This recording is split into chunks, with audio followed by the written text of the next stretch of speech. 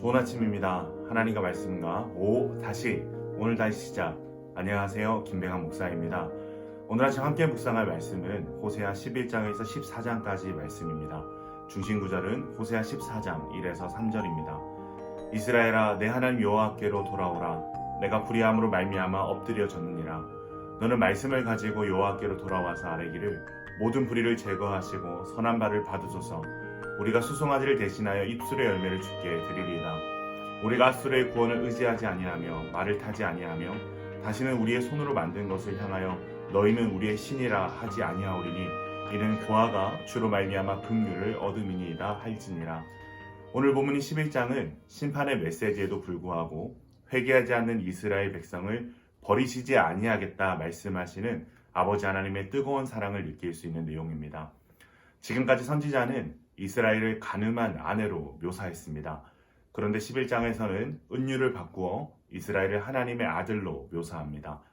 이것은 이스라엘이 아무리 범죄를 해도 끝까지 하나님이 포기하지 않으심을 강조함과 동시에 이스라엘 역사의 과거, 현재, 미래에 이르기까지 하나님의 사랑의 돌보심이 부모의 손길과 같이 그들과 함께 했음을 알게 합니다.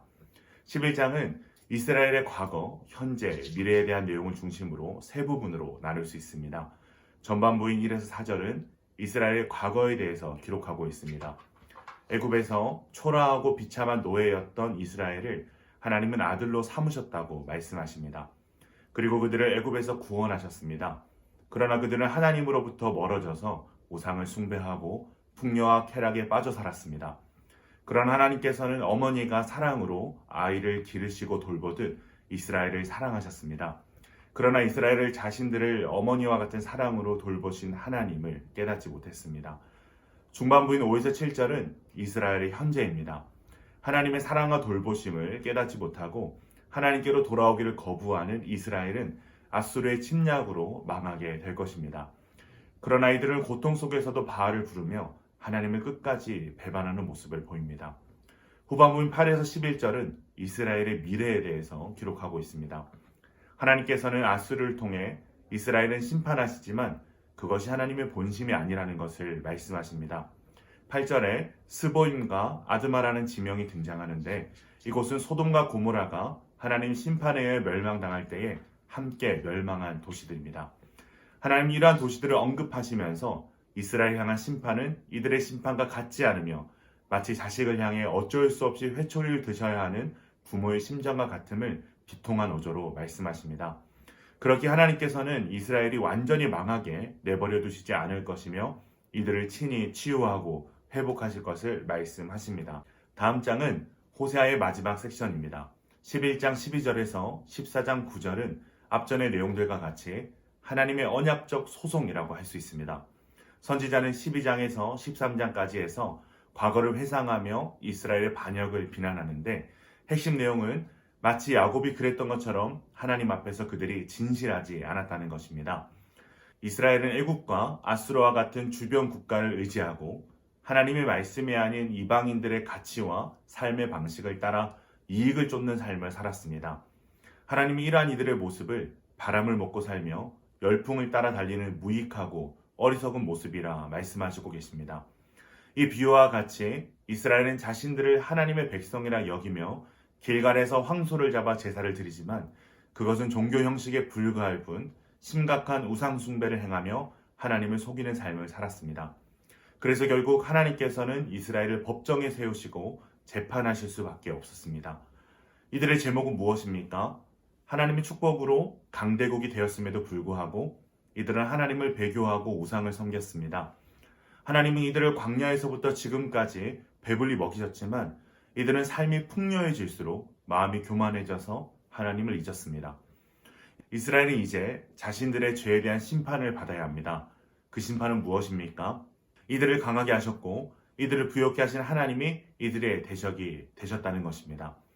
이들이 원했던 왕들도 다 사라지고 이들이 의지했던 모든 우상들도 사라지게 될 것이며 동쪽에서 불어오는 바람인 아수르를 통해서 온 이스라엘은 짓밟힐 것입니다. 그러나 이러한 이스라엘의 죄의 고발과 하나님의 심판의 경고 가운데서도 여전히 선포되는 한 메시지가 있습니다. 그것은 바로 호세아서 전체를 관통하는 여호와께로 돌아오라라는 것입니다. 호세아 선지자는 이 책을 마무리하는 14장에서 다시 한번 이스라엘이 하나님의 말씀을 들고 돌아와 하나님만을 의지하고 형식이 아닌 진심의 고백으로 하나님을 찬양하라고 말합니다. 그리고 그때 하나님의 진노가 떠나고 구원과 회복의 은혜가 있을 것임을 선포하고 있습니다. 오늘 말씀을 통해 우리가 얻을 수 있는 교훈은 무엇입니까? 하나님을 힘써 알자입니다. 호세아 선지자는 하나님을 아는 지식의 중요성을 여러 차례 강조합니다. 죄를 범한 백성들이 하나님을 바로 알게 된다면 돌아올 것이라는 기대가 있었기 때문입니다.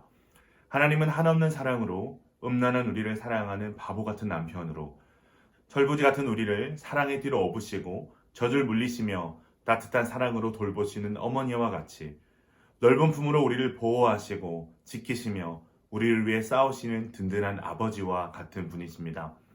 이스라엘은 미련하게도 자신의 모든 복의 근원이 되시는 하나님을 잊었습니다. 하나님을 거부하고 하나님을 떠나 다른 것을 사랑하고 의존하는 삶을 살았습니다. 우상을 숭배하고 강대국들을 의존했으며 돈을 사랑하며 삶의 최우선 순위로 두었습니다. 그 결과가 어떠했습니까? 그들의 모든 영광은 사라지고 그들이 그토록 의존했던 강대국에 의해 그들 또한 멸망당하게 되었습니다. 우리에게 가장 큰 재앙은 하나님을 잊어버리는 것입니다. 하나님을 잊어버린 채 우리가 쫓는 모든 것은 결국 우리를 망하게 합니다. 하나님께서는 오늘 호세아를 통하여 참 사랑이 하나님께 있으며 참 공급과 보호 또한 하나님께 있다는 것을 말씀하십니다. 그 하나님을 힘써 알고 돌아오는 것만이 구원과 회복의 길임을 우리에게 말씀해주고 계십니다. 사랑하는 기쁨 가족 여러분, 이 아침 우리에게 돌아오라, 하나님을 힘써 알라라고 외치는 이 선지자의 호소가 가슴 가득 울려 퍼짐으로 말미암아 참 사랑이시오, 참 부모 되시며 참 주인 되시는 하나님께로 돌아와 구원과 회복의 은혜를 경험하시는 저와 여러분 되시기를 축원합니다.